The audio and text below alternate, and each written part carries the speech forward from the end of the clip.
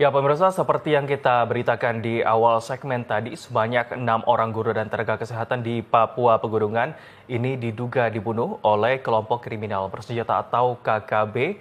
Dan peristiwa itu terjadi di Kampung Anggruk, Distrik Anggruk, di Yahukimo pada Jumat sore kemarin. Selain menembak 6 orang, pelaku juga membakar 4 bangunan sekolah dan 1 rumah guru di lokasi. Dan kita akan membahas peristiwa ini lebih lanjut bersama dengan narasumber yang telah hadir bersama kita melalui sambungan virtual Zoom, yakni dengan Pangkogap Wilhan III, Legend TNI Bambang Trisno Hadi. Selamat sore Pak Bambang. Selamat sore, Mas Habib. Pak Bambang, mengawali dialog kita hari ini, saya ingin tahu kronologi awal dari peristiwa ini. Kemudian sejauh mana pihak terkait telah mengungkap kasus ini? Ya, jadi peristiwa ini terjadi pada tanggal 21 Maret yang lalu, hari Jumat. Itu sekitar pukul 16 waktu Indonesia Timur. Jadi Kampung Anggruk yang selama ini aman dan tentram, tiba-tiba didatangi oleh sekelompok kekuatan OPM sekitar 10 orang dengan bersenjata 5 pucuk. Mereka masuk kemudian melaksanakan serangan. Jadi mereka membakar, seperti tadi disampaikan, membakar 4 gedung sekolah, bangunan sekolah, kemudian 2 rumah guru. Kemudian info awal mereka membunuh 6 tenaga honorer ataupun tenaga pengajar.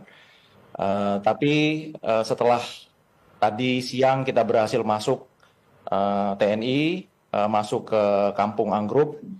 Alhamdulillah dari 6 korban meninggal dunia yang disampaikan di awal, ternyata hanya 1 orang yang meninggal dunia, kemudian 3 luka berat dan 3 luka ringan.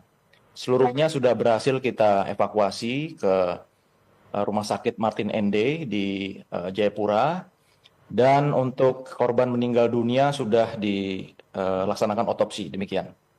Baik Pak, kita tentunya turut prihatin ya dengan kejadian yang menimpa saudara-saudara kita di sana. Namun jika sejauh ini sudah dipetakan jumlah korban dan juga tadi juga sudah disebutkan jumlah pelaku, apakah sudah diketahui Pak sebenarnya apa motif dari peristiwa ini dilakukan?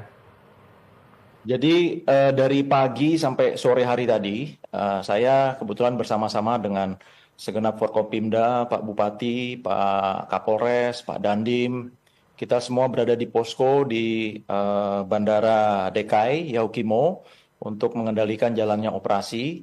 Itu kita juga berdiskusi apa kira-kira yang menjadi penyebab serangan ini. Dari pembicaraan itu kita sampai kepada 2 kesimpulan. Yang pertama adalah kemungkinan ini merupakan residu dari pelaksanaan pilkada kemarin. Karena ada beberapa kelompok OPM yang mendukung salah satu paslon, demikian juga paslon lainnya. Jadi itu mungkin biasa terjadi di beberapa wilayah yang ada di Papua ini. Kemudian kedua, kelompok ini adalah kelompok yang biasa melaksanakan intimidasi, pengancaman untuk mendapatkan dana. Jadi istilahnya japrem lah. Jadi mereka mungkin masuk ke desa minta uang, mungkin tidak dikasih sehingga mereka marah dan melaksanakan hal yang keji tersebut.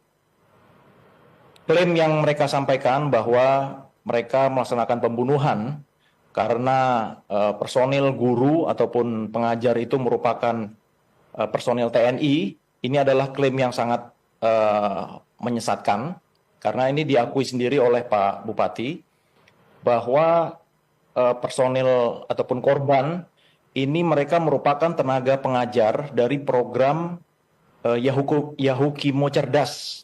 Ya, jadi mereka ataupun Pemda Yahukimo ini merekrut sekitar 300-an orang tenaga pengajar, honorer dan juga tenaga kesehatan untuk melaksanakan tugas di desa-desa terpencil di Yahukimo. Jadi tidak benar klaim bahwa mereka menyerang ataupun membunuh masyarakat ataupun korban ini karena mereka adalah personil TNI. Demikian, Mas.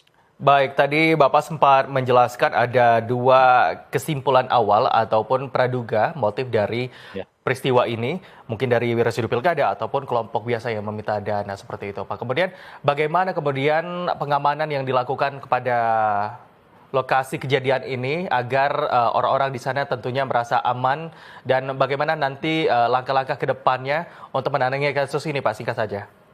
Ya, jadi prioritas kita hari ini adalah untuk mengevakuasi seluruh korban dan alhamdulillah sudah berhasil kita laksanakan dengan aman dan berhasil. Kemudian ke depan tentunya kita akan memikirkan bagaimana untuk pengamanan kampung-kampung yang ada di distrik Anggruk, khususnya Desa Anggruk. Kita sudah menempatkan beberapa personil pasukan kita di sana karena memang Anggruk ini merupakan salah satu distrik yang memang tidak ada aparat keamanan sama sekali, Mas.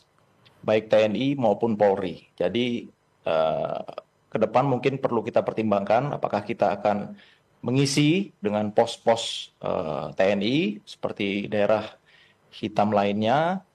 Tapi tentunya ini kita akan berkoordinasi dengan Pak Bupati, tokoh agama, dan tokoh masyarakat setempat.